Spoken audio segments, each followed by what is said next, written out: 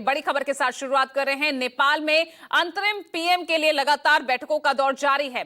सुशीला कार्की उनके नाम पर सहमति के लिए ही ये बैठक चल रही है और थोड़ी ही देर में आर्मी हेडक्वार्टर में ये बैठक बुलाई गई है। कल देर रात तक भी आपको बता दें जेनजी समर्थकों की बैठक होती रही। अब आज अंतरिम पीएम के नाम का ऐलान हो सकता है। हालांकि लगातार इसकी संभावनाएं कल से बनी हुई है, लेकिन जिस तरह से जेनजी ही दो धड़ों में बंटता हुआ दिख रहा है, तो सुशीला कार्की के नाम को लेकर अब देखना होगा कि आज जो ये बैठक हो रही है, क्या इसके बाद अंतरिम पीएम का नाम सामने आ जाएगा या नहीं। तो देर रात भी सेना की निगरानी में जेनजी की बैठक चली है। अभी भी आपको बता दें एक और अहम बैठक यहां पर बुलाई गई है। सुशीला कार्की के नाम पर सहमति बन जाए। अब ये आर्मी हेडक्वार्टर में थोड़ी ही देर में ये बैठक होने वाली है और देखिए ये दो चेहरे हम आपको दिखा रहे हैं और यही दो चेहरे हैं। इन्हीं दो चेहरों पर जेनजी जो है वो दो धड़ों में बटा हुआ है। तो ऐसे में देखना होगा कि आखिर इन चेहरों में से कौन सा ऐसा चेहरा सिलेक्ट होता है जो कि नेपाल की अंतरिम सरकार का जो है चेहरा बनेगा। तो ऐसे में लगातार अटकल और जो है अटकलों का बाजार गर्म है। तमाम यहां पर तर्क रखे जा रहे हैं।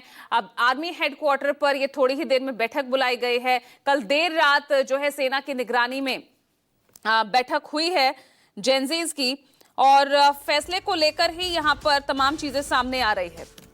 अब सुशीला कार्की अब उनके नाम पर सहमति बनती है या नहीं, ये देखना बेहद जरूरी होगा, क्योंकि जेनजी ही अब उनके नाम पर दो गुटों में बंटता हुआ दिख रहा है। तो बड़ी खबर आपको बता रहे हैं।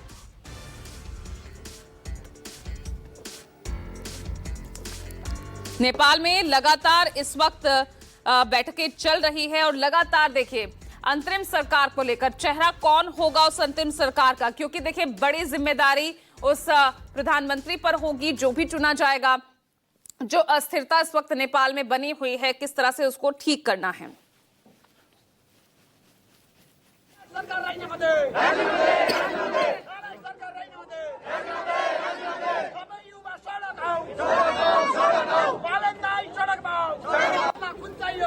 और वरिष्ठ सहयोगी संजीव त्रिवेदी हमारे साथ जुड़ गए हैं। संजीव, अब यहाँ पर पीएम के नाम पर ही दो धड़ों में बंटता हुआ जेनजी दिख रहा है।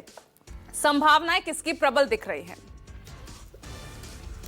देखिए, कल रात बहुत देर तक बैठक चली और बहुत देर तक बैठक चलने की वजह न सिर्फ ये बात थी कि वहां पर कौन सा चेहरा है जिसके बारे में अभी आप दर्शकों को बता भी रही हैं कि उसे फाइनल किया जाए, बल्कि कहीं ना कहीं कुछ संवैधानिक अड़चने भी हैं जो आड़े आ जा रही हैं इस वक्त। और ऐसे में जबकि अब चीजें जो है वो फाइनल फेज की तरफ बढ़ती चली जा रही हैं, यहाँ आपसे एक जानकारी साझा करना चाहूंगा कि जो बात सामने आ रही है उसमें सुशीला कार्की का जो नाम है वही फाइनल होता दिखाई पड़ रहा है।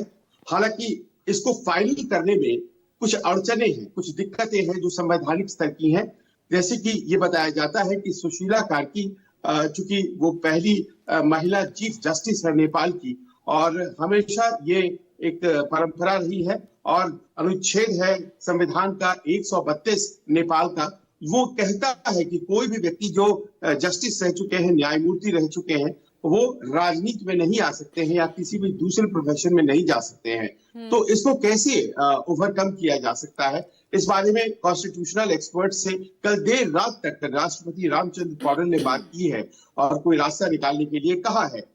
इसके अलावा ये भी बातें हो रही है कि ये जो संसद है ये बना रहना चाहिए या नहीं रहना चाहिए। मौजूदा संसद के खिलाफ है आप जेनजी के सदस्य, आप जानती हैं, और मौजूदा संसद जो है वो जब तक भंग नहीं किया जाता है तब तक तो वो वर्तमान रहेगा ही।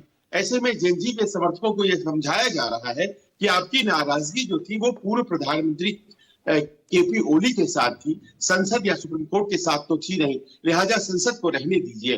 जेनजी के समर्थक कहते हैं कि ये जितने सांसद हैं सब भ्रष्ट हैं और इसीलिए हम इनको नहीं दोबारा आने देंगे। अब दोबारा अगर संसद को रोक लिया जाता है और नहीं आने दिया जाता है तो फिर एक कॉन्स्टिट्यूशनल क्राइसिस हो जाएगी, क्योंकि जब तक संसद भंग नहीं होता है तब तक नए संसद का गठन कैसे होगा, अंतरिम सरकार काम कैसे करेगी। तो ये सब ये जो पेच है, एक तो सुशीला कार्की के नाम पर फाइनल होने के बावजूद जो पेच फंस रहा है, और दूसरा संसद के सवाल पर, इन दोनों पर आज बातचीत हो रही है। कहा जा रहा है दोपहर से लेकर के शाम तक संभव है कि इनके रास्ते ढूंढ लिए जाए और सुशीला कार्की का नाम अगले अंतरिम प्रधानमंत्री के तौर पर घोषित कर दिया जाए। जी बिल्कुल, देखिए इंतजार तो हो रहा है, कल भी इंतजार हो रहा था कि भाई उनका जो है देर रात तक जो है नाम पीएम के नाम का ऐलान हो जाए, लेकिन लगातार खबरें नेपाल से भी सामने आ रही है। मेरे सहयोगी अमिताभ इस वक्त हमारे साथ जुड़ गए हैं, और क्योंकि वहां से लगातार जेलों से जो कैदी भागे हैं, एसएसबी ने कई कैदियों को पकड़ा भी। अमिताभ, आप क्या अपडेट दे सकते हैं अभी? देखिए, बिल्कुल निश्चित तौर पे देखिए, इस वक्त हम भारत नेपाल सीमा पर जो एसएसबी का मुख्यालय है वहाँ पे हैं, और यहाँ की अगर हम बात करें तो एसएसबी की गतिविधियाँ और इनकी जिम्मेदारियाँ काफ़ी बढ़ गई हैं, क्योंकि लगातार जिस तरीके से पिछले 4 दिनों से सीमा पर तनाव बना हुआ था, उसके बाद एसएसबी ने, क्योंकि भारत नेपाल की खुली सीमा है और कई गाँव हैं जो सीधे जुड़ते हैं, तो सबसे ज़्यादा जो 15,000 कैदी की बात हो रही थी कि जो नेपाल के अलग अलग जिलों से भागे थे, तो वो कई इलाकों से भारत में घुसने की कोशिश कर रहे थे। सीतामढ़ी बॉर्डर पर भी 10 कैदी जो वहाँ के गौड़ जेल से भागे थे उन्हें पकड़ा गया था, जिसमें कि 8 नेपाली थे जबकि 2 इंडियन थे। इसके अलावा रक्सौल बॉर्डर से भी 3 ऐसे कैदी थे जिनके बारे में कहा जा रहा है कि उन्हें एसएसबी ने पकड़ा था, और इन इलाकों में चौकसी इसलिए बढ़ा दी गई है, और जो आने जाने वाले लोग हैं, सिर्फ जिनके मेडिकल इमरजेंसी है, कुछ जो आवश्यक है, उन्हीं को ही आने जाने दिया जा रहा है। ऐसे सभी लोगों को अभी मनाही कर दी है। जो पर्यटक बसें हैं उन्हें रोक दी गई है। यहाँ तक कि अभी भी कुछ देर पहले जब हम बॉर्डर पर गए थे तो वहाँ पर सुरक्षा जो है वो काफ़ी चार्ज लेकर कर दी गई थी, और बिना पहचान पत्र के, बिना ये कि जो स्थानीय लोग हैं वो भी देखो कि यहाँ पे कई इलाके वैसे हैं जहाँ पे अगर उनका बच्चे जो हैं रहते हैं अगर नेपाल में, तो पढ़ने आते हैं बिहार में बॉर्डर के इस तरफ आते हैं, तो उस तरीके से जहाँ पे है वहाँ एसएसबी मुस्तैदी दिखा रही है। और साथ में सबसे बड़ी बात यह है कि जो वहाँ के राजनीतिक अस्थिरता का माहौल है, एक माना जा रहा था कि वीरगंज में स्थिति सामान्य होगी, लेकिन वीरगंज की बात करें तो वहाँ से जो खबरें आ रही हैं, अभी भी वहाँ पर सेना की गश्ती जारी है, और वहाँ भी जैसे ही कर्फ्यू में ढील देने की कोशिश हुई थी, फिर से वहाँ पे नारेबाजी शुरू हो गई थी, और जिसके बाद वहां पे सख्ती और ज़्यादा बढ़ा दी गई है।